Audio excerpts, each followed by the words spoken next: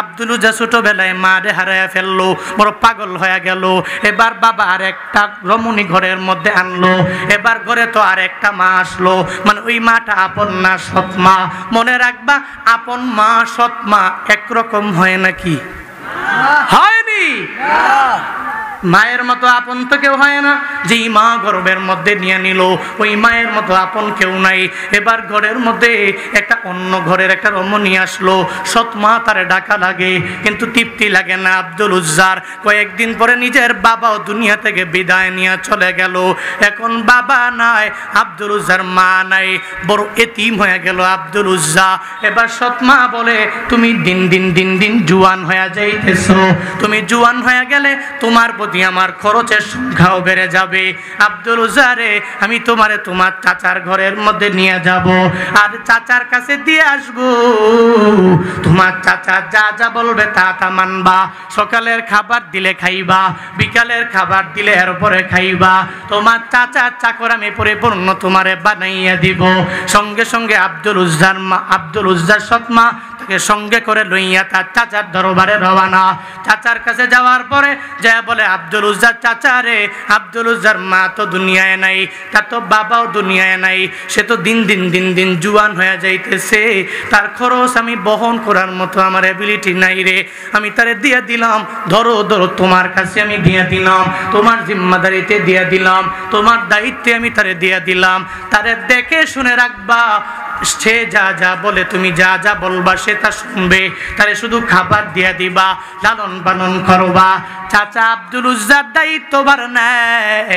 কয়েকদিন পরে মদিনাওয়ালা নবীর ব্যাপারে যখন শুনতে পারে রে, নবীর আখলাকের ব্যাপারে যখন শুনতে পারে, অটোমেটিক নবীর ব্যাপারে যেই ব্যক্তি শুনে, ওই ব্যক্তি দেখবা নিজের অন্তরের মধ্যে নবীরে জায়গা দিয়ে দেয়।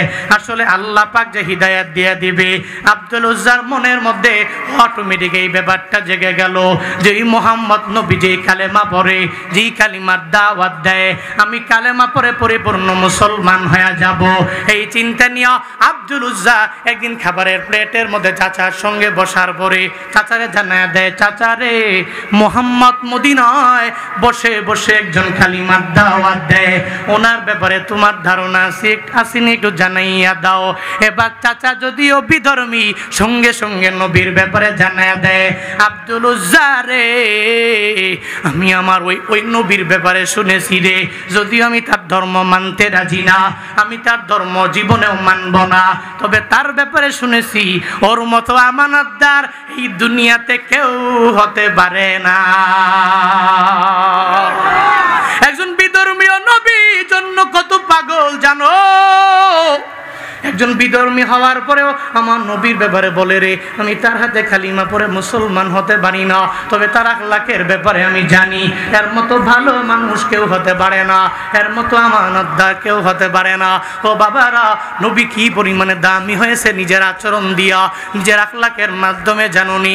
হযরতে ওমরে ফারুকে আজম নবীর গর্দান আনার জন্য রওনা। নবীর গর্দান আনবে, অনেক ওজাজা পেয়ে যাবে, অনেক উপঢৌকন পেয়ে যাবে। যে ওমরে ফারুক আজম নবীর গর্দান আনার জন্য রওনা হইছি, ওই ওমরে ফারুক কত দামি হয়েছে জানো?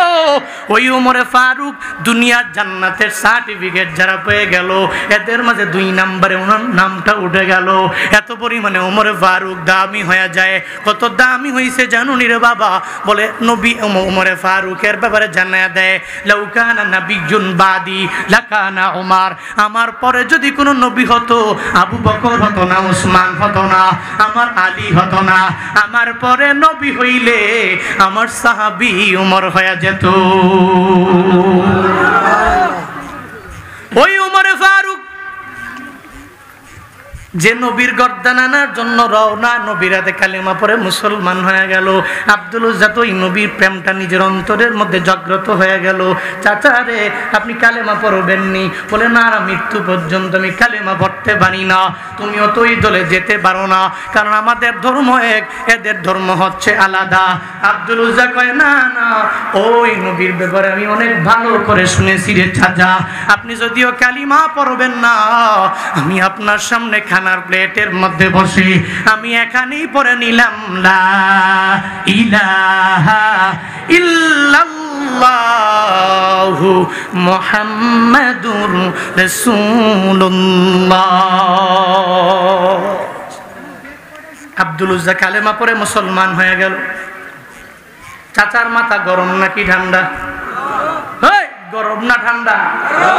চাচার মাথা বড় গরম হয়ে গেল।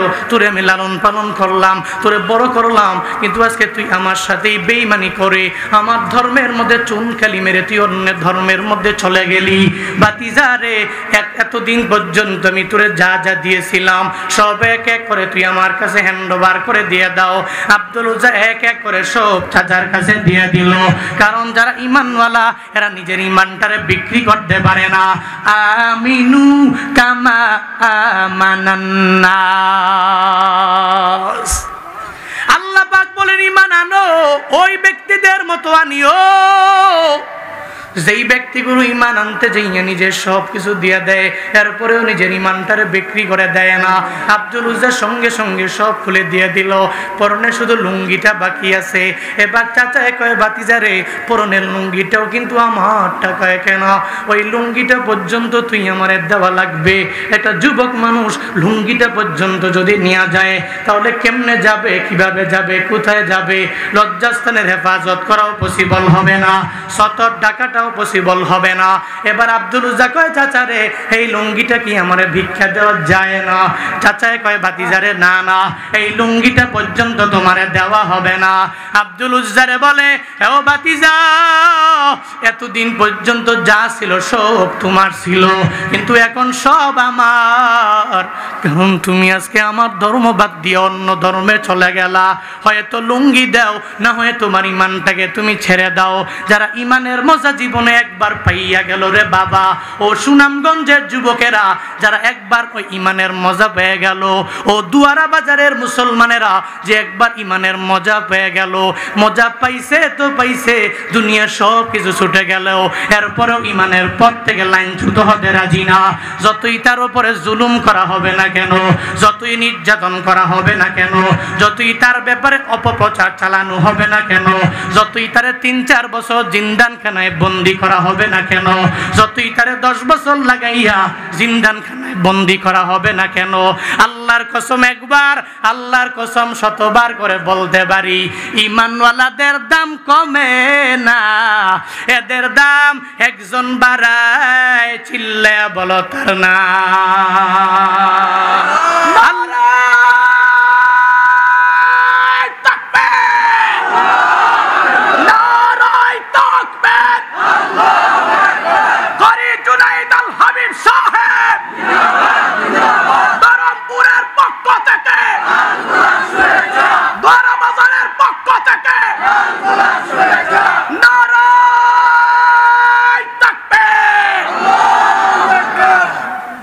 এই যে এতগুলা মানুষ এত রাত পর্যন্ত বয়ান শোনার জন্য বসে রইলেন, তিলাওয়াত শোনার জন্য, এ সঙ্গীত শোনার জন্য, এটা সব কিছু টাকার কারণে হয় নাই।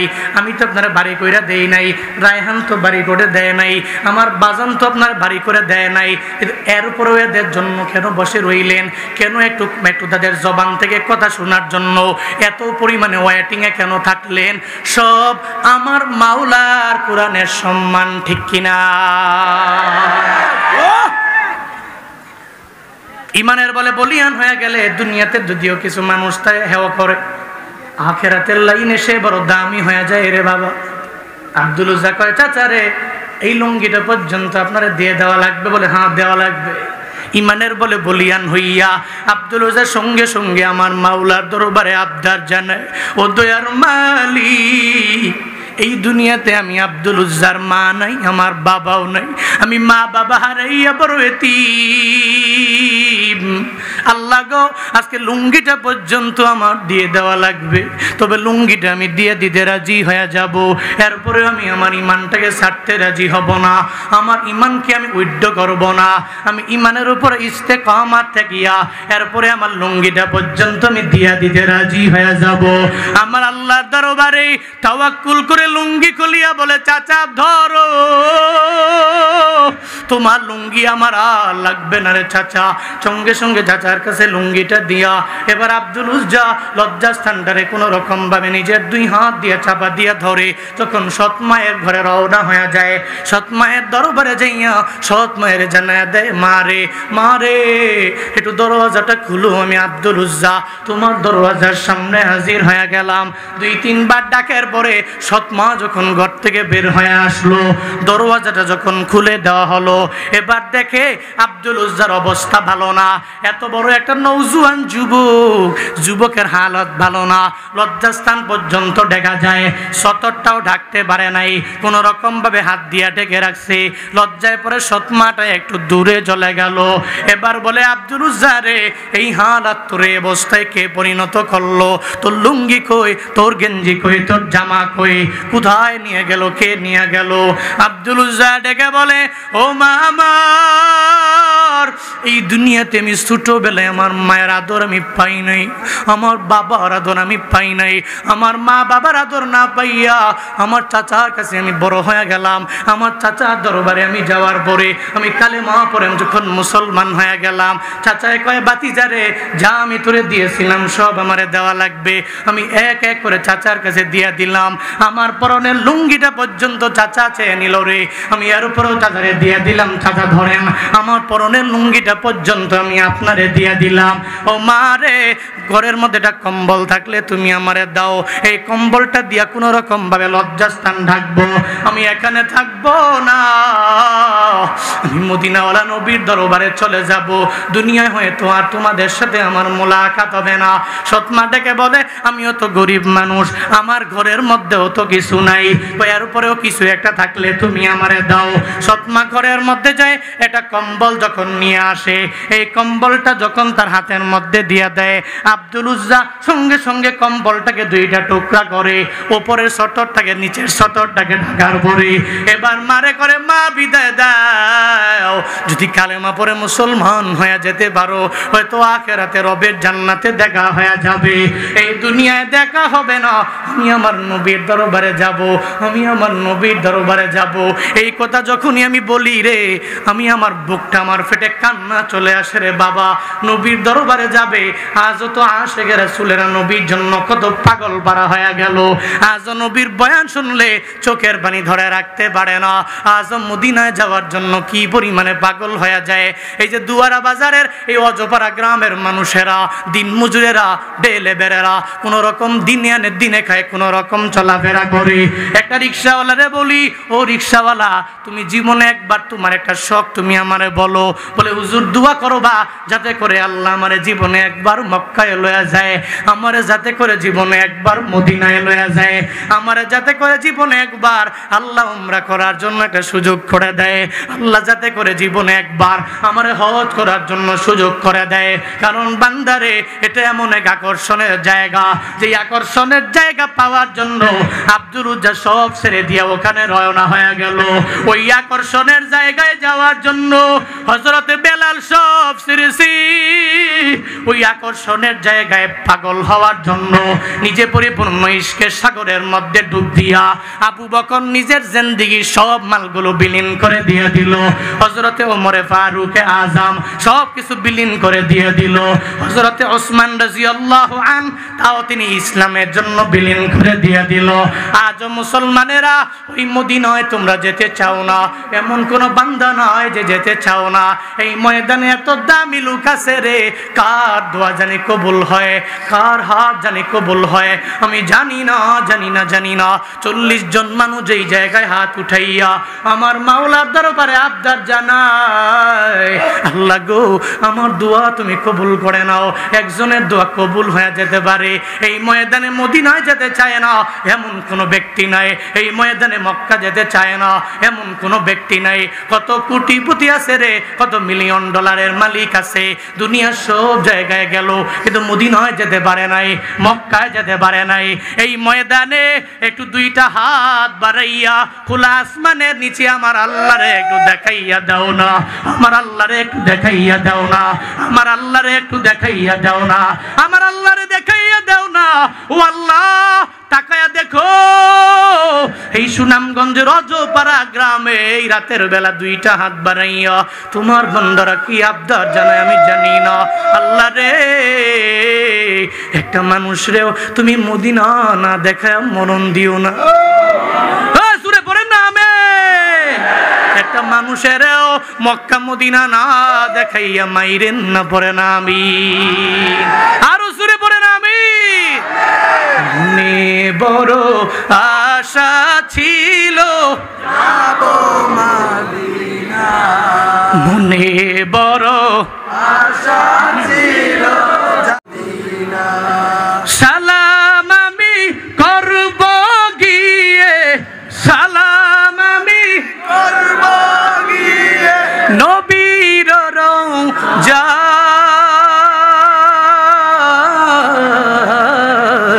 মনে বড় আশা ছিল যাবো মদিনা, মনে বড় আশা আছে যাবো মদিনা, রূপ সাগর পারি দিব নেই কো আমার তরি, পাখি নয় তো উড়ে যাব ডানাতে ভোর করি। রূপ সাগর পারি দিব নিকো আমার তরি, পাখি নয় তো উড়ে যাব ডানাতে ভোর করি।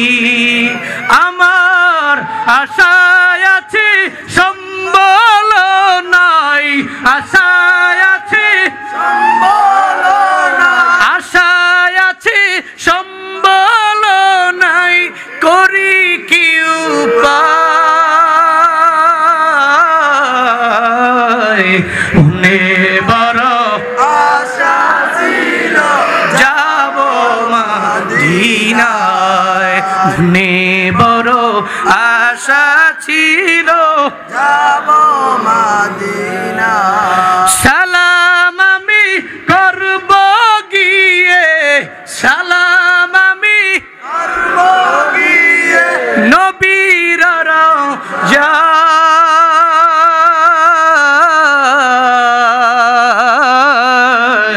মনে বড় আশা ছিল যাবো মদিনা, কৌশল কইরা লইয়া যাইও, কৌশল কইরা লইয়া যাইও, কৌশল কইরা লইয়া যাইও সোনার মদিনা,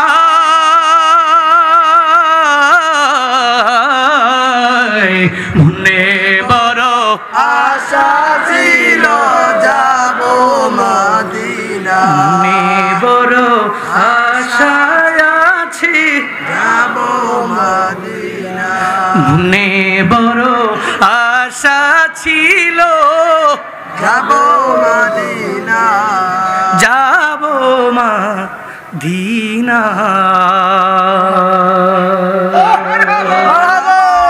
আল্লাহ জীবন একবার হলেও মদিনায় যাওয়ার মতো তৌফিক দান করুন।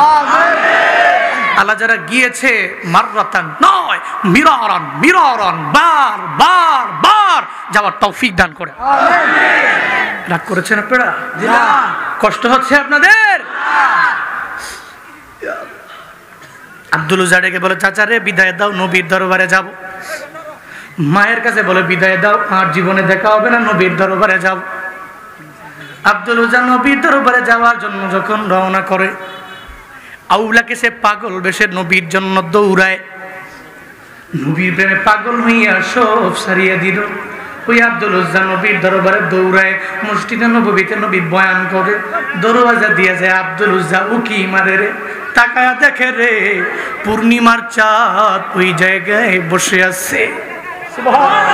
আল্লাহু আকবার বলেন, আল্লাহু আকবার। আব্দুল উজ্জা সঙ্গে সঙ্গে একটু উকি মেরে যখন রওনা হয়ে যায়, নবী আব্দুল উজ্জারে ডেকে ফেলছে। নবী ডেকে বলে, ও সাহাবীরা, কে এসেছে? কে আমি নবীর দরবারে আসলো রে? কে আমি নবীর একটু উকি দিয়ে তাকায়া দেখলো রে? সঙ্গে সঙ্গে রহমাতুল্লিল আলামিন একটা সাহাবীরে পাঠায়া দিল, আব্দুল উজ্জার ডাইকা আনো। আব্দুল উজ্জার ডাইকা আনার পরে এবার সঙ্গে সঙ্গে নবীর সামনে যখন দাঁড়ায়া যায়, নবী ডেকে বলে, কে রে? কি তোমার পরিচয়? আমি তো তোমারে চিনি না, তোমার পরিচয় তুমি আমারে দাও।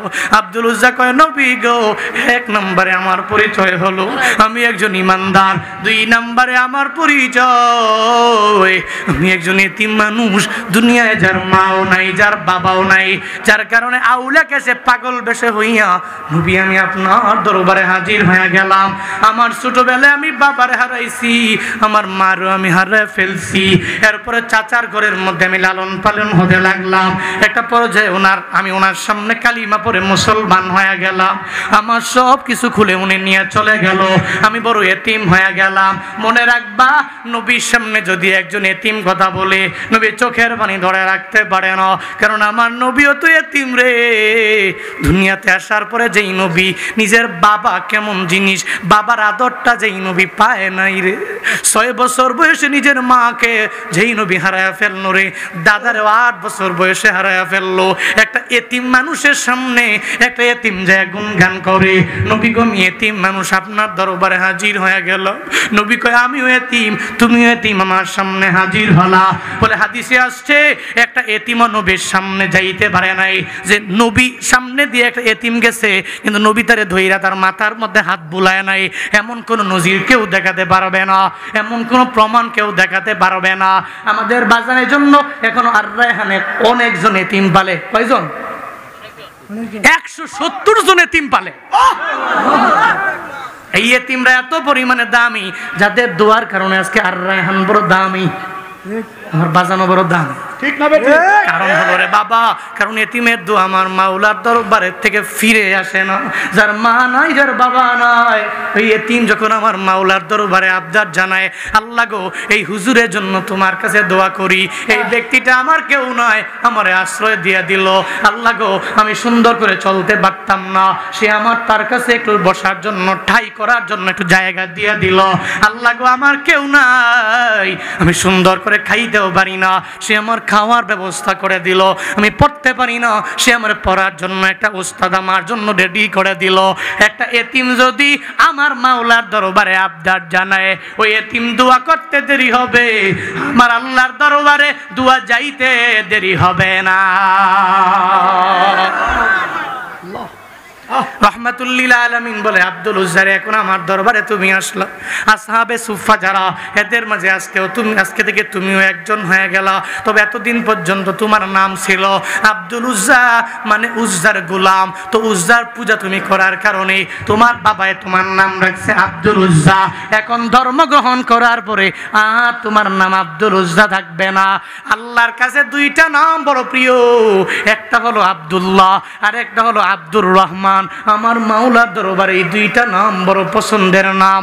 বান্দারে এখন তো নাম রাখে অনেক জায়গায় টিঙ্কি, পিঙ্কি, খিঙ্কি, কিন্তু এখন তো আরো পরিবর্তন হয়ে গেছে।